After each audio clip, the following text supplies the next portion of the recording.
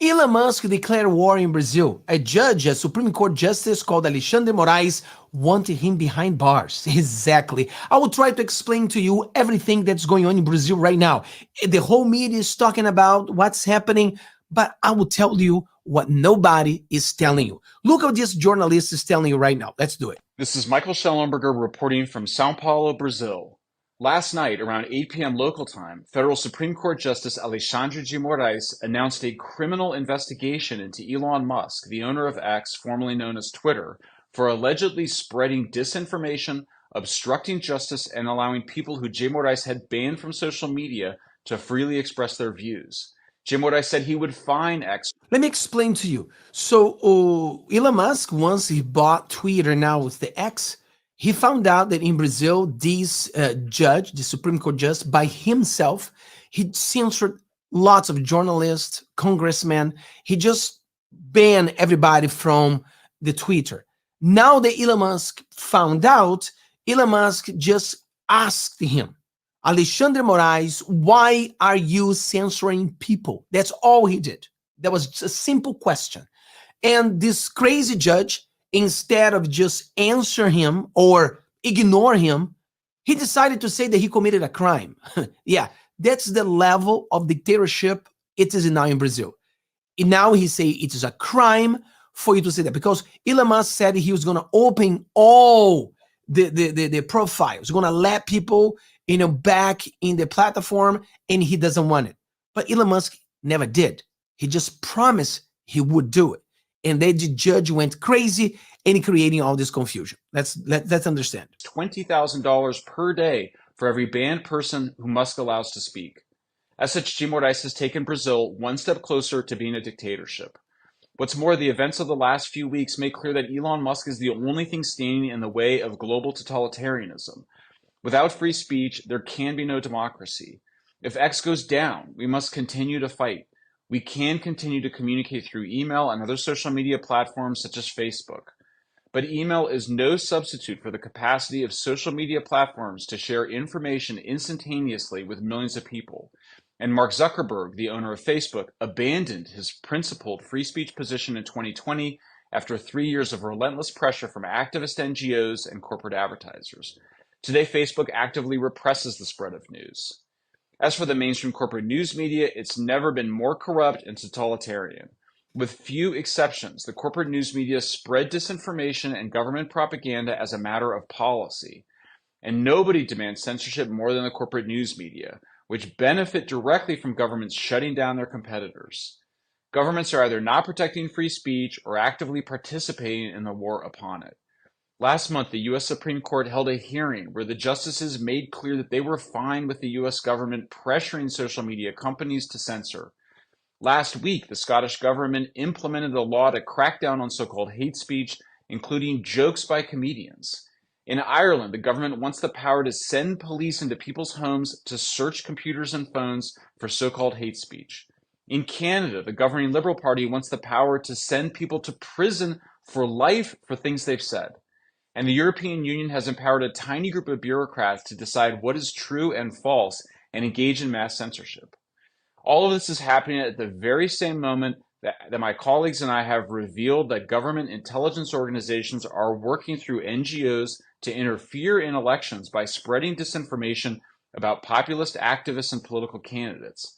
In other words, governments are demanding censorship in order to protect their ability to spread disinformation. Making matters worse, governments are directly financing corporate news media. The current Brazilian government is spending 30 times more than the previous government on media advertising in order to spread its disinformation. I never in my life thought I would live to see the rise of totalitarianism in Western countries. A powerful minority of educated elites around the world are demanding the censorship, persecution, and even incarceration of their political enemies. Naturally, they're doing so in the name of saving democracy. I am shocked and embarrassed that I used to call many of these totalitarians my friends and allies. The only explanation is that they're in the grip of mass psychosis after years of media propaganda and government disinformation, falsely claiming that populist political movements are undemocratic and a threat to democracy. And telling you, he's in dangers right now because he's in Brazil and he's saying all those things, and he might end up in jail. The same way that the crazy judge Alexandre de Moraes, he is trying now to criminate Elon Musk. So this journalist, he's in dangers right now. I don't know if he realized how dangerous he is right now, his situation, for the fact that he's talking to us. And what's happening to Brazil, it's happening in America. We need to open our eyes and save this country. We have very few time to save this country. Trump needs to come back. We need Trump back. There is no question asked. If he doesn't come back, we are done. America, I don't know if there is a way back if Trump is not back now. Let's continue. The fact that the future of free speech rests upon the shoulders of a single individual is not something any of us should want. I do not think that this is a responsibility Elon Musk wants. He would be a far richer person had he never bought Twitter. He would also be living a far more peaceful life. After Musk bought Twitter, the Biden administration and the Democratic Party declared war on him and his companies. Various government agencies filed. And so that you know, Biden administration, they interfere in the Brazil election. And that's why Lula, a con, is a president right now. And that's reported in the big media, like Times Magazine and others. They reported that Biden administration interfere in Brazilian election. So the dictatorship we have now in Brazil is part because of Biden. Biden and his soldiers, so we can say. Multiple frivolous lawsuits against him and his companies in ways very similar to the war that the Brazilian government is waging against X. What all of this reveals is that until Musk had bought Twitter, we really didn't have freedom of expression. The US government felt that it controlled both the corporate news media and social media companies. We saw in the Twitter files that the FBI orchestrated a disinformation and censorship campaign in order to protect Joe Biden. Starting with the Cyber Threat Intelligence League, operatives working for the US Department of Defense and the British Ministry of Defense sought to hide their censorship and their disinformation efforts as cybersecurity. After that, the US Department of Homeland Security and the Stanford Internet Observatory engaged in a mass censorship effort around the 2020 elections and COVID. It is today clear that the intelligence and security agencies have been working together around the world to gain control over social media platforms in order to discredit, prosecute, and even incarcerate populist leaders. The evidence is now overwhelming that the FBI and Secret Service are covering up evidence related to the January 6, 2021 Capitol riot in Washington, D.C. And there's still much we do not know about the eerily similar riot in Brazil's capital on January 8, 2022. There's much we need to do to fight back. First, As you can see, the same thing that happened in America happened in Brazil, and the same that happened in Brazil is happening in America. Like the Twitter files. Now we have the Twitter files of Brazil. Exactly the same thing. We have the 6th of January, what happened in America. We have the 8th of January, it happened in Brazil.